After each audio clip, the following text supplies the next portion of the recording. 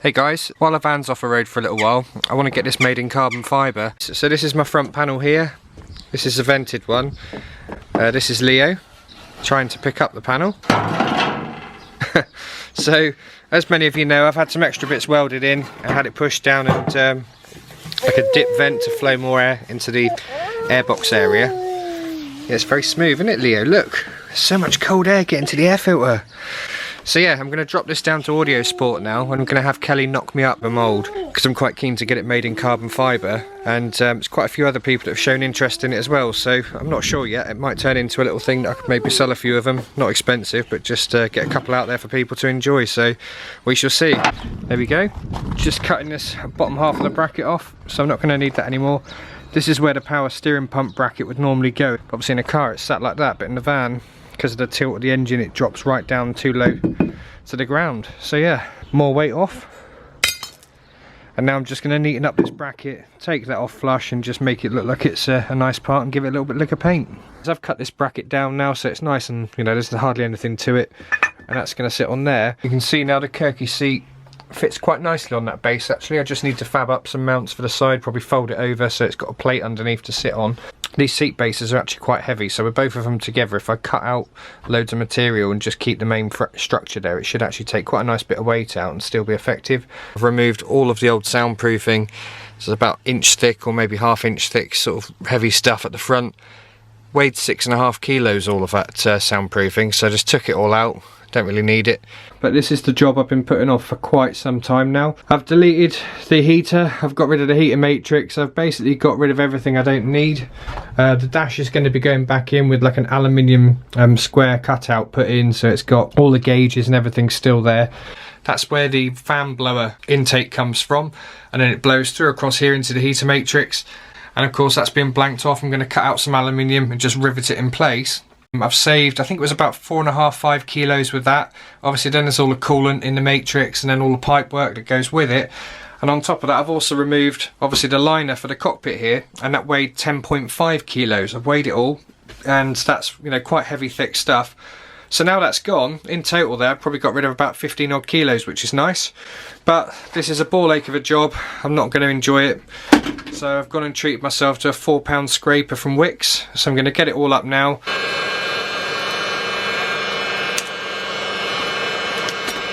Pretty much all done. I've still got to do that wheel arch, but I'm running out of light now. It's actually a bit darker than it looks on the camera. I've removed this whole bag. Really surprised at how heavy it is. Actually broke the bag when I went to lift it up. I mean, that's got to be 10–15 kilos at least. So yeah, good progress today. And the good thing is we're starting to get the light evenings back again. I don't have a garage, so for me it's pretty much a case of summer is when I get to do most of my stuff. So yeah, gonna get everything closed up now, and tomorrow I'm gonna get all of this back, get it nice and clean. Right, I'm about halfway. Left side's nearly done. I've just got to pull up the rubber on that seam as it goes along. I've already done it across here. It's all been keyed, ready for the etch primer. When you're painting onto metal, of course, you've got to put etch primer down first. I've got etch primer down everywhere now where there was exposed metal, and here's the stuff I'm using. It's called Raptor Paint.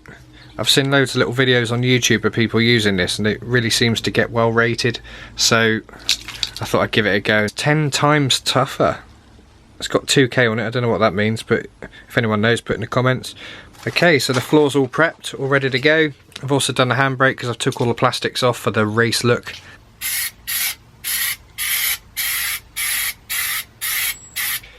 There we go guys, nice black interior, all done.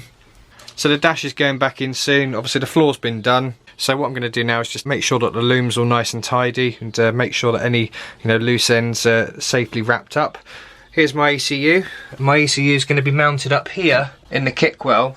And one thing that you've got to be aware of with a T4 is that you've actually got a little hole that goes through into the wing. So what I'm going to do now is just make sure that this is all sealed up. I don't want to mount the ECU anywhere where there can be moisture or water getting in. So to cover that over and make sure I get a nice seal, I'm actually going to use a fibre fix patch. Now if you haven't used them before, they're really handy. They're just little patches. They basically harden really tough. It's almost like a fiberglass mat. It comes in this black wrapping here. Pull it off. Right, I'm finally getting somewhere now. Dash is back in. So I've decided I'm going to sell those steps because I actually quite prefer That look there, it just looks better without a carpet. If you put them in, they sit about ½ an inch too high. Door cards are light as a feather, so I'm happy to keep those in for the moment. Obviously when it comes to drag racing and stuff, it takes about 10 minutes to pull off the door cards, and of course all of the ply lining and everything else as well. Those speaker pods are being sold soon. So yeah, at the moment everything's coming along nicely. You can see there now I've got the ECU mounted up there and the kick well. Have a little job done. I'm going to try and make some room for a header tank over here, header tank bracket here possibly, or possibly over here as well. So I've just got myself a little windscreen washer bottle here, much smaller than the original one that sits here and comes up. So I've got a nice little area here now to do something with. The new engine mount's going to be sat up here, so I'm just trying to prep this area and make a bit of space. So now I'm going to crack on and make an aluminium panel for the centre there. I've got some 1mm stuff, so it's really lightweight. Let's get the template done and see how we get on. Top measurement, that's 38.5, and I'll tuck it behind this part here. I'll cut those little bits out there where the slots are to get it to match in. I do like to have gauges because I'm one of those people that's always paranoid, you know, even things like gearbox oil temperature after the nightmares I've had. If you've been on the channel for a long time, you'll know that I've had 2 pretty serious breakdowns due to gearbox failure about 200 miles away. Admittedly, you know, I've been hooning along at about 100 miles an hour up hills, and these gearboxes were never really designed to deal with that kind of heat. I've got my panel now all marked out. So I'm going to go in the garden now, cut it all out and just offer it up, see how it goes in, and hopefully get it mounted up, and then start to plan out where I'm going to sit my gauges. Right, a bit of progress on the front panel. There you go, so this one's for the hazard switch. You'll see it just pops in nicely, just clips in. There you go. So now I've got a standard T4 switch. So I'm going to have 4 gauges across the top. There'll be a switch panel here. Going to have gearbox oil temperature because I'm going to have a Mocool oil pump just to keep the gearbox cool for when I'm on track and giving it beans. Engine oil temperature, that one's crucial obviously before you push it. Engine oil pressure, probably one of the most important gauges you're going to have, and obviously boost as well. And I'm also going to get a kill cord, a pull cord here that goes through to the engine bay to kill the battery, just in case I'm ever heading for a wall or anything else and I just want to switch the engine off or shut everything down. So I'm going to drill these out now. I've just marked everything out to get it nicely spaced. Manual fan here as well for the engine oil temperature, so I'll have a flick switch on here, and obviously the switch panel is going to have your, you know, inside power for the ignition and so on. Get this all drilled out, key it, and I'm going to paint it with some satin black. I'm just letting that warm up in the sunshine now. I'm going to have to put like an adhesion primer on first, but other than that it should look pretty good when it's in. So I'm going to use a punch obviously to make sure I get the holes in the right spot. Another thing to bear in mind as well, if you are going to bend aluminium, you have to heat all of these bits up. You'll see I've peeled it back. It's called annealing. If you don't anneal aluminium, when you bend it, it just tends to snap and look crap. It is good if your aluminium doesn't crack, because I need this panel to be quite solid so it doesn't rattle about. The old trick is to put a bit of soap on it, and then the soap will go black. There you go guys, so I'm going to leave it here for this video because there's so much to go on. Obviously the ECU is now mounted, centre panel's done, that's going to be keyed back and painted satin black so it looks, you know, so it just blends in and I'm not going to get blinded every time I want to do something. A couple more switches, obviously isolator panel to go on the bottom for the main switches, fuel pumps, everything else. So yeah, all good. OBP swell pot.